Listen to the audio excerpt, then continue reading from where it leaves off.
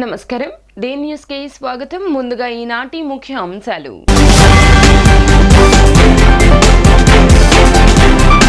ఇంద్రకీలాద్రిపై వేంచేసి ఉన్న శ్రీ కనకదుర్గమ్మ వారిని దర్శించుకున్న తమిళనాడు మాజీ ముఖ్యమంత్రి పన్నీరు సెల్వం.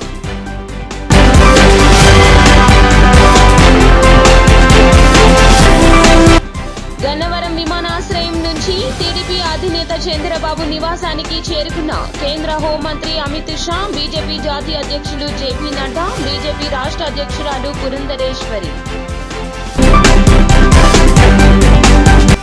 గన్నవరం విమానాశ్రయానికి చేరుకున్న సూపర్ స్టార్ రజనీకాంత్. టీడీపీ అధినేత చంద్రబాబు ప్రమాణ స్వీకార కార్యక్రమానికి విశిష్ట అతిథిగా పాల్గొనున్న రజనీకాంత్. ఇంద్రకీలాద్రిపై వేంచేసి ఉన్న శ్రీ కనకదుర్గమ్మ వారిని తమిళనాడు మాజీ ముఖ్యమంత్రి పన్నీరు సెల్వం దర్శించుకున్నారు. ఈ సందర్భంగా ఆలయ అధికారులు ఆయనకు స్వాగతం పలికి ప్రత్యేకంగా అమ్మవారి దర్శనం చేయించారు. అనంతరం వేద పండితులు వేదాశీర్వచనం అందజేశారు. ఆలయ ఈవో రామారావు పన్నీరు సెల్వంకు అమ్మవారి చిత్రపటంతో పాటుగా ఆలయ తీర్థ ప్రసాదాలు అందజేశారు.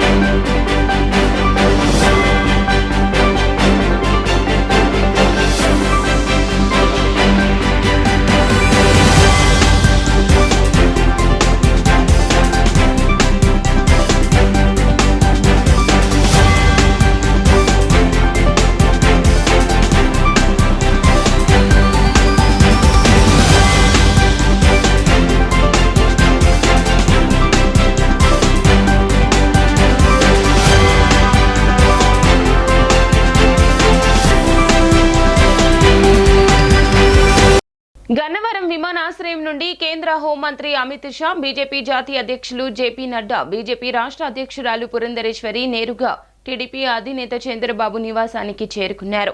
మంత్రివర్గ కూర్పుపై ఆయన బీజేపీ నేతలతో చర్చించిన అనంతరం గవర్నర్కి మంత్రుల జాబితాను పంపించినట్లు సమాచారం.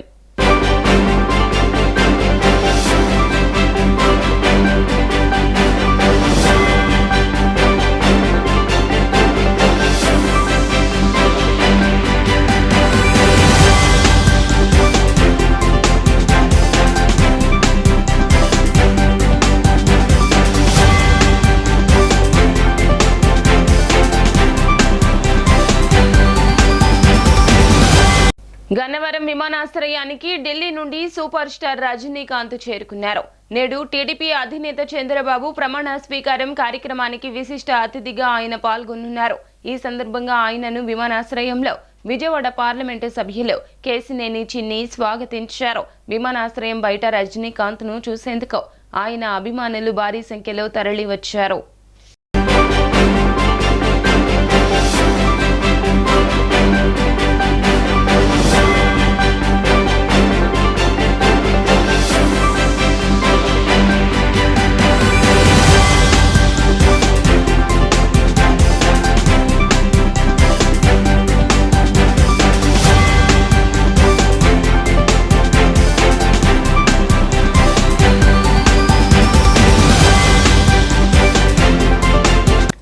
రాష్ట్రంలో ప్రత్యేక నిధుల ద్వారా పోలవరంతో పాటుగా ఇతర త్రాగు సాగు ప్రాజెక్టుల నిర్మాణాన్ని కేంద్ర ప్రభుత్వమే పూర్తి చేసే బాధ్యతలు చేపట్టాలంటూ పార్టీ ఆఫ్ ఇండియా జాతీయ కార్యదర్శి పేరం శివ నాగేశ్వరరావు కోరారు. గాంధీనగర్ ప్రెస్ క్లబ్ లో ఏర్పాటు చేసిన విలేకరుల సమావేశంలో ఆయన మాట్లాడుతూ కృష్ణా బ్యారేజ్ నుండి లక్షల క్యూసెక్కుల నీరు సముద్ర గర్భంలో ప్రతి ఏటా కలిసిపోతున్నాయంటూ ఆవేదన వ్యక్తం చేశారు. నదీ పరివాహక ప్రాంతాలైన జగ్గయ్యపేట, నందిగామ, మైలవరం, నూజివీడు, విజయవాడ ప్రాంతాల్లో తీవ్ర నీటి కొరతతో ప్రజలు ఇబ్బందులు పడుతున్నారన్నారు. అదేవిధంగా కృష్ణా నదికి ఒకవైపు రాష్ట్ర రాజధాని అమరావతి నిర్మాణం జరుగుతున్న నేపథ్యంలో అక్కడ అవసరాల దృష్ట్యా నీటి అవసరత చాలా ఎక్కువగా ఉంటుందన్నారు. ఈ నేపథ్యంలో నీరు వృధా కాకుండా ఉండేందుకు యుద్ధ ప్రాతిపదికన చెక్ డ్యాంలు నిర్మించాల్సిన అవసరం ఎంతైనా ఉందన్నారు. కావున కేంద్ర ప్రభుత్వం తక్షణమే స్పందించి నిధులు విడుదల చేసి రాష్ట్ర రాజధాని అమరావతి నిర్మాణానికి సహకరించడంతో పాటుగా ప్రాజెక్టులను పూర్తి చేయాలన్నారు. మీ అందరికీ ప్రత్యేకమైన అభినందనలతో ధన్యవాదములు తెలియజేస్తున్నా. మొన్న జరిగినటువంటి శాసనసభ ఎన్నికల్లో, పార్లమెంట్ ఎన్నికల్లో మీడియా పాత్ర చాలా అద్భుతంగా జరిగింది. ఏకపక్షాన్ని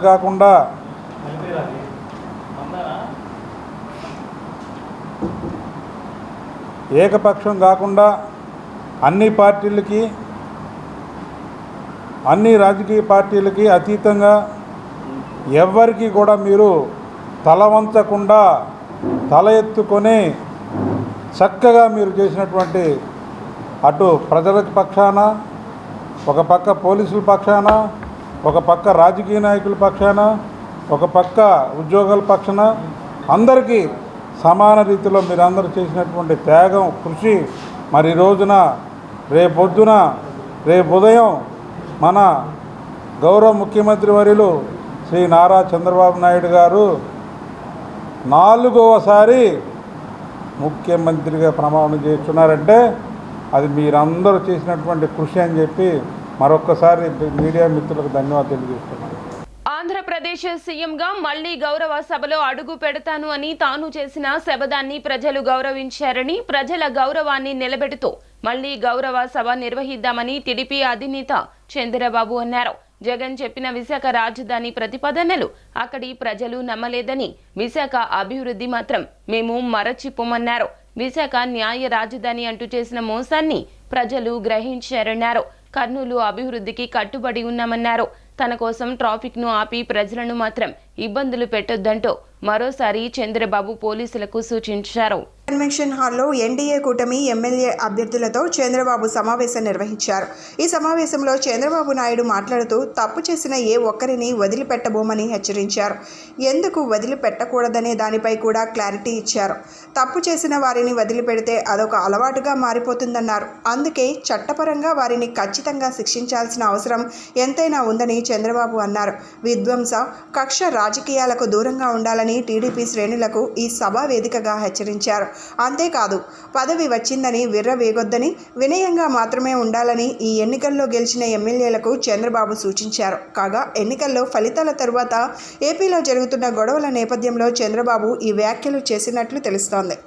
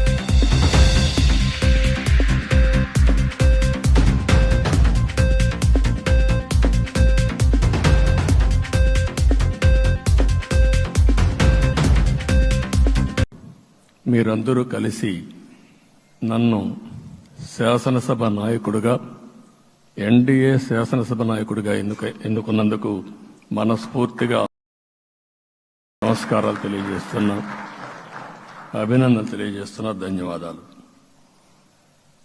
ఇప్పుడే మిత్రులు మాట్లాడారు. నేను కూడా చాలా ఎన్నికలు చూశాను. ఈసారి రాష్ట్ర చరిత్రలో ఎప్పుడూ ఇవ్వనటువంటి తీర్పు ఇచ్చారు.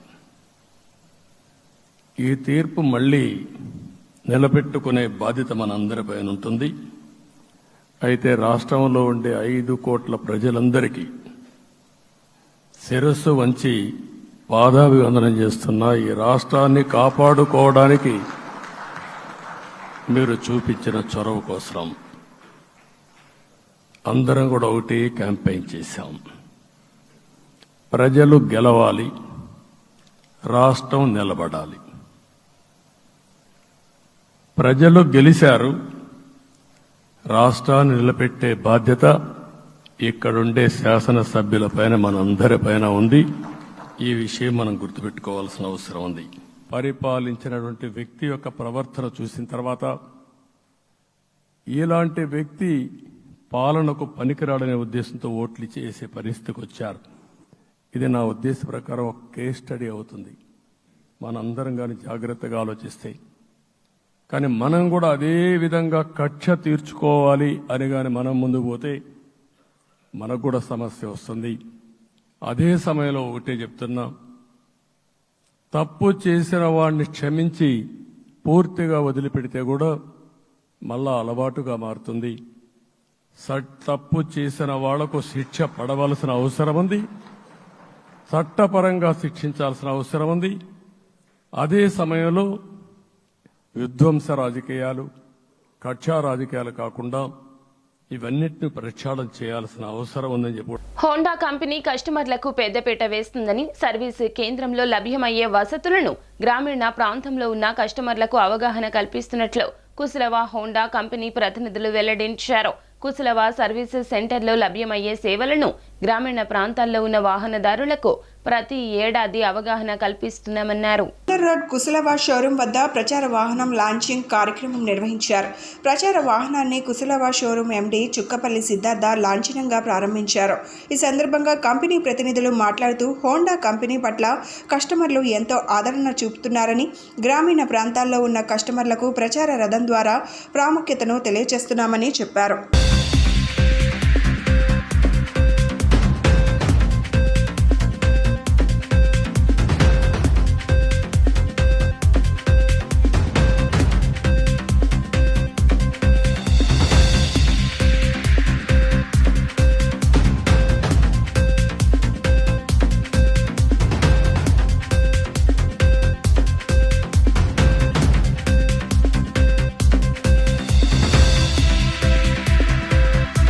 హోండా షోరూమ్ దగ్గర నుంచి రూరల్ వ్యాన్ క్యాంపెయిన్ అనేది స్టార్ట్ అయింది.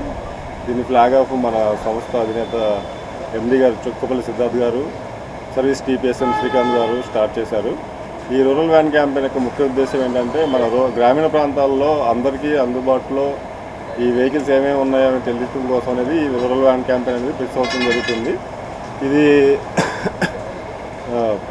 ప్రతి సంవత్సరం ఈ రూరల్ వ్యాన్ క్యాంపెయిన్ని క్రమం తప్పకుండా చేస్తున్నాము. దీనివల్ల ఏంటంటే మన గ్రామీణ ప్రాంతాల్లో ఉండే కస్టమర్లకి ఎక్కువ దగ్గరికి ఈ యాక్టివిటీని మనం దగ్గర చేయాలనేది మన ఈ వ్యాన్ క్యాంపెయిన్ యొక్క ముఖ్య ఉద్దేశం. సో ఈ రూరల్ క్యాంపెయిన్ మెయిన్ ఉద్దేశం ఏంటంటే, రూరల్లో ఉన్న కస్టమర్కి కూడా సర్వీస్ అష్యూరెన్స్ ఇవ్వడం అనేది జరుగుతుందన్నమాట.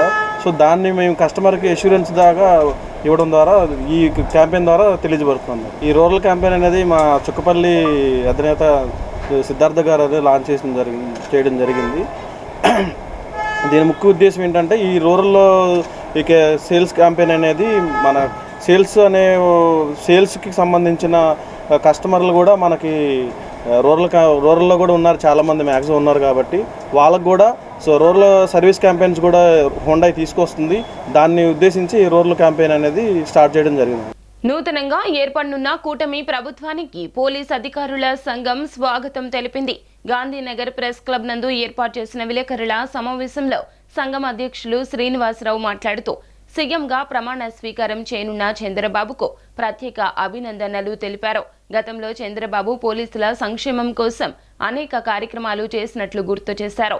ఇంకా తమకు ఉన్న సరెండర్ లీవ్స్ లాంటి సమస్యలను ఈ ప్రభుత్వం పరిష్కరించాలన్నారు.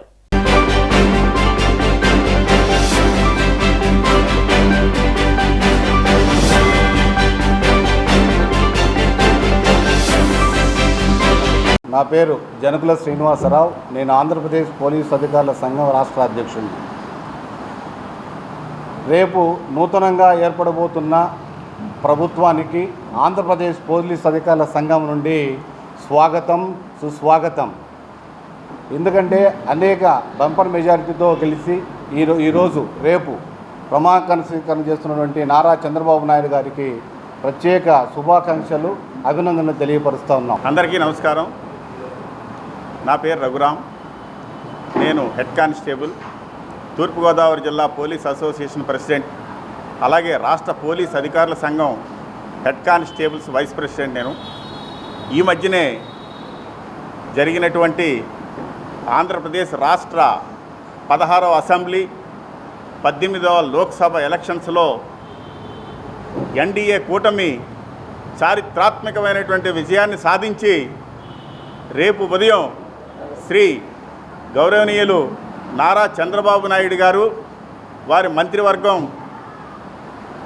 ప్రమాణ స్వీకారం చేయుచున్న సందర్భంగా మా పోలీసు అధికారుల సంఘం తరపున 50 మంది పోలీస్ సిబ్బంది తరపున అతనికి శుభాకాంక్షలు తెలియజేస్తా ఉన్నాం. ఈ నెల 17 నుంచి అసెంబ్లీ సమావేశాలు ప్రారంభమయ్యే అవకాశం ఉంది. ఏకాదశి కావడంతో ఆ రోజు మంచిదని కొత్త ప్రభుత్వానికి పలువురు పండితులు సూచించినట్లు సమాచారం. 4 రోజుల పాటు కొనసాగే మొదటి సెషన్లో తొలి రోజు ఎమ్మెల్యేల ప్రమాణ స్వీకారం, రెండవ రోజు స్పీకర్ ఎన్నిక ఉండనుంది. ఇక ఈ సెషన్లోనే ల్యాండ్ టైటిలింగ్ యాక్ట్ ఉపసంహరణ బిల్లును ప్రభుత్వం ఆమోదించినట్లు తెలుస్తోంది.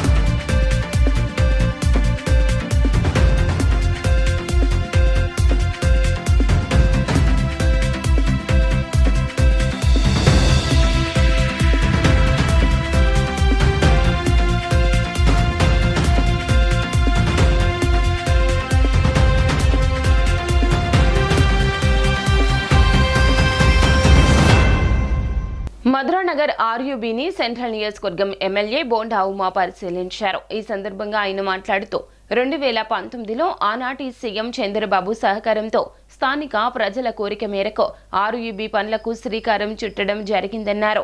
తాను ఎమ్మెల్యేగా ఉన్న సమయంలోనే సింగనగర్ ఫ్లైఓవర్ ఆర్యూబీని 9 నెలల్లో పూర్తి చేశానన్నారు. మధురానగర్ ఆర్యూబీని త్వరగా పూర్తి చేయాలని ఇప్పటికే అధికారులకు ఆదేశించడం జరిగిందన్నారు. అన్ని పనులను 20 రోజుల్లో పూర్తి చేసి స్థానిక ప్రజలకు వినియోగంలోకి తెస్తామంటూ హామీ ఇచ్చారు. తాను ఎమ్మెల్యేగా ఉన్న సమయంలోనే సింగనగర్ ఫ్లైఓవర్ ఆర్యూబీని 9 నెలల్లో పూర్తి చేశాను అన్నారు. మధురానగర్ ఆర్యూబీని త్వరగా పూర్తి చేయాలని ఇప్పటికే అధికారులకు ఆదేశించడం జరిగిందన్నారు. అన్ని పనులను 20 రోజుల్లో పూర్తి చేసి స్థానిక ప్రజలకు వినియోగంలోకి తీసుకువస్తామని ఆయన హామీ ఇచ్చారు.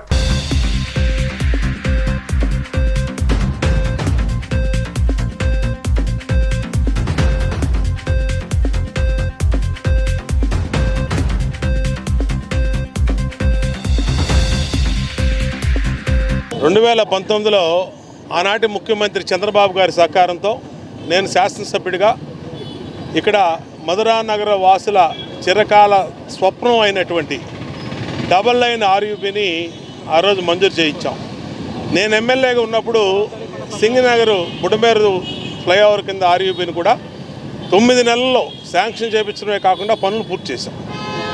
అలాగే 2019 జనవరిలో శంకుస్థాపన చేసి అప్రోచ్ రోడ్లకి 18 కోట్ల నిధులు మంజూరు చేసి, అట్లాగే రైల్వే పార్ట్లో వాళ్ళ పోర్షన్ అంతా అప్రూవల్ చేసి పర్మిషన్లు తెచ్చి వర్క్ మొదలుపెట్టి 9 నెలల్లో పూర్తవ్వాల్సినటువంటి ఈ డబల్ లైన్ ఆర్యూబీ గత ప్రభుత్వంలో జగన్మోహన్ రెడ్డి నిర్లక్ష్యం, ఎమ్మెల్యేల నిర్లక్ష్యం, ఎవరూ కూడా పట్టించుకోకపోవడం వల్ల ఇంతవరకు పూర్తి కాలేదు. ఇప్పుడే తాత్కాలిక మరామతులతో ట్రయల్ రన్ను జరుపుతూ ఉన్నారు. ఇప్పుడు రేపు ఇంకా 15-20 రోజులు పనులు ఉన్నాయి. ఇప్పుడే అధికారులు, మున్సిపల్ అధికారులతో కూడా మాట్లాడటం జరిగింది. ఇంకా డ్రైన్లు వేయాలి, లైట్లు పెట్టాలి, పెయింటింగ్స్ వేయాలి, ఇంకా మన పిల్లర్స్కి ప్లాస్టింగ్లు కంప్లీట్ చేయాలి, కాంక్రీట్స్ అక్కడక్కడ కాంక్రీట్స్ పెండింగ్ ఉన్నాయి. ఇవన్నిటిని కూడా మున్సిపల్ ఈ గారితో, శ్రీనివాస్ గారితో మాట్లాడాం. ఆయనకు కూడా ఆదేశాలు జారీ చేసాం. ఇమీడియట్గా వెంటనే పూర్తి చేయాలని చెప్పాం. కమిషనర్ గారి దృష్టికి కూడా చెప్పాం. దీన్ని 20 రోజుల్లో ఫుల్ ఫ్లెడ్జ్డ్గా పూర్తి స్థాయిలో వినియోగంలోకి ఈ డబల్ లైన్ ఆర్యూబీని తీసుకొచ్చి దీన్ని మధురానగర్ వాసుల కళని నిజం చేస్తాం. దురదృష్టం ఏంటంటే అన్ని రకాలుగా దీని డిజైన్స్ని గత ప్రభుత్వం నిర్లక్ష్యం చేసింది. ఎంతో మంచి డిజైన్ ఏర్పాటు చేసినటువంటి దీన్ని అష్టవంకరలు తిప్పి ఫ్లైఓవర్ని దీని ఇష్టారీతిన మార్చారు. దురదృష్టం. కానీ ఇప్పుడు అలాంటివి మార్చలేకపోయినా డ్రైనేజీ వ్యవస్థని అన్నిటిని కూడా సరిదిద్ది ఉన్నంత వరకు మెరుగ్గా దీన్ని వినియోగంలో తీసుకురావాలన్నదే మా లక్ష్యం. శాసనసభ్యుడిగా ఈ నియోజకవర్గ ప్రజలు ఏ నమ్మకంతో నన్ను గెలిపించారో అభివృద్ధి పనులన్నీ వేగవంతం చేస్తాం. ఇదే కాదు, అన్ని పనులను కూడా త్వరితగతిన పూర్తి చేస్తాం. ఈ మధురానగర్ ఆర్యూబీని ఫుల్ ఫ్లెడ్జ్డ్గా 1 రోజుల్లో పూర్తి చేస్తాం. మా సోదరి కార్పొరేటర్ లలిత్ గారు, ఇవాళ డివిజన్ పార్టీ అధ్యక్షుడు పివిఆర్ కానీ, సింగ వెంకన్న కానీ, హై స్కూల్ ప్రసాద్ గారు కానీ వీళ్ళందరూ ఇక్కడికి సమక్షంలో ఇన్స్పెక్టర్. రాజ్భవన్లో ఆంధ్రప్రదేశ్ గవర్నర్ అబ్దుల్ నజీర్ ను ఎన్డీఏ కూటమి నేతలు కలిశారు. టీడీపీ తరపున అచ్చెన్నాయుడు, పురంధరేశ్వరి, నాదెండ్ల మనోహర్ గవర్నర్ ను కలిసిన వారిలో ఉన్నారు. సభానాయకుడిగా చంద్రబాబును ఏకగ్రీవంగా ఎన్నుకుంటూ చేసిన తీర్మానాన్ని గవర్నర్ అబ్దుల్ నజీర్ కు అందజేశారు. 164 మంది ఎమ్మెల్యేల మద్దతు ఉందని, రాష్ట్రంలో ప్రభుత్వం ఏర్పాటుకు అనుమతి ఇవ్వాలని గవర్నర్కు లేఖ ఇచ్చారు. ఈ తీర్మానాన్ని పరిశీలించిన గవర్నర్ ఆంధ్రప్రదేశ్లో ప్రభుత్వాన్ని ఏర్పాటు చేయాలని కూటమి నేతలను ఆహ్వానించారు. భేటీ అనంతరం కూటమి నేతలు మీడియాతో మాట్లాడారు. అచ్చెన్నాయుడు, పురంధేశ్వరి, మనోహర్ మాట్లాడుతూ గవర్నర్ను కలిసి ప్రభుత్వ ఏర్పాటు అంశాలను వివరించామని తెలియజేశారు. శాసనసభ పక్షనేతగా చంద్రబాబును 3 పార్టీలు ఏకగ్రీవంగా ఎన్నుకున్నామన్నారు. ఆ వివరాలను గవర్నర్ను కలిసి అందజేశామని చెప్పారు. ప్రభుత్వ ఏర్పాటుకు చంద్రబాబును ఆహ్వానించాలని కోరామన్నారు. సాయంత్రం గవర్నర్ కార్యాలయం నుంచి రాజ్యాంగపరంగా పిలుపు వస్తుందన్నారు. బుధవారం నాడు చంద్రబాబు నాయుడు సీఎంగా ప్రమాణ స్వీకారం చేస్తారని చెప్పారు. ఈ విజయం ప్రజల విజయంగా భావిస్తున్నామన్నారు. గవర్నర్కు కూటమి తరపున కొత్త ప్రభుత్వ ఏర్పాటుకు అనుమతించాలని కోరామన్నారు. ఇది రాజ్యాంగపరమైన ప్రక్రియ అని, గవర్నర్ ప్రభుత్వ ఏర్పాటుకు చంద్రబాబును ఆహ్వానిస్తారని నాదెండ్ల చెప్పారు. ఆంధ్రప్రదేశ్ అభివృద్ధి, సంక్షేమం, సుపరిపాలన కూటమితోనే సాధ్యమని చెప్పారు. కృష్ణా జిల్లా కేసరపల్లిలో చంద్రబాబు నాయుడు ప్రమాణ స్వీకారోత్సవానికి ఘనంగా ఏర్పాట్లు చేస్తున్నారు. ఇప్పటికే దాదాపు ఏర్పాట్లన్నీ పూర్తవుగా చిన్న చిన్న పనులను సైతం పూర్తి చేస్తున్నారు. బుధవారం ఉదయం 11:27 4వసారి ముఖ్యమంత్రిగా చంద్రబాబు ప్రమాణ స్వీకారం చేయనున్నారు. ఈ కార్యక్రమానికి ప్రధాని నరేంద్ర మోదీ సహా పలువురు కేంద్ర మంత్రులు, పలు రాష్ట్రాల ముఖ్యమంత్రులు, వివిధ రాజకీయ పార్టీలకు చెందిన ముఖ్య నాయకులు, సినీ ప్రముఖులు, ఇతర ప్రముఖులు హాజరు కానున్నారు. తన క్యాంపు కార్యాలయంలో ముఖ్య నాయకులు ఇటీవల ఎన్నికల్లో పోటీ చేసిన అభ్యర్థులతో భేటీ అయ్యారు. వైసీపీ అధినేత వైఎస్ జగన్. ఈ సందర్భంగా వారికి జగన్ ధైర్యం చెప్పారు. ప్రజలకు అండగా నిలవాలని, ప్రజా సమస్యలపై పోరాడాలంటూ పిలుపునిచ్చారు.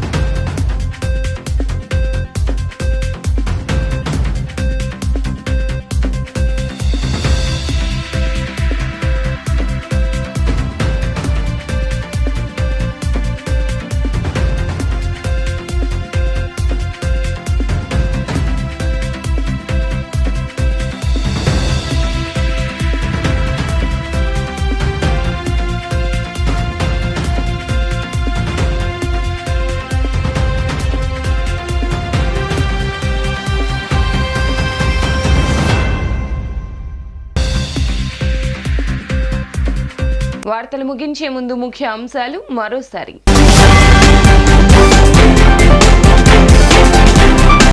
ఇంద్రకీలాద్రిపై వేంచేసి ఉన్న శ్రీ కనకదుర్గమ్మ వారిని దర్శించుకున్న తమిళనాడు మాజీ ముఖ్యమంత్రి పన్నీర్ సెల్వం.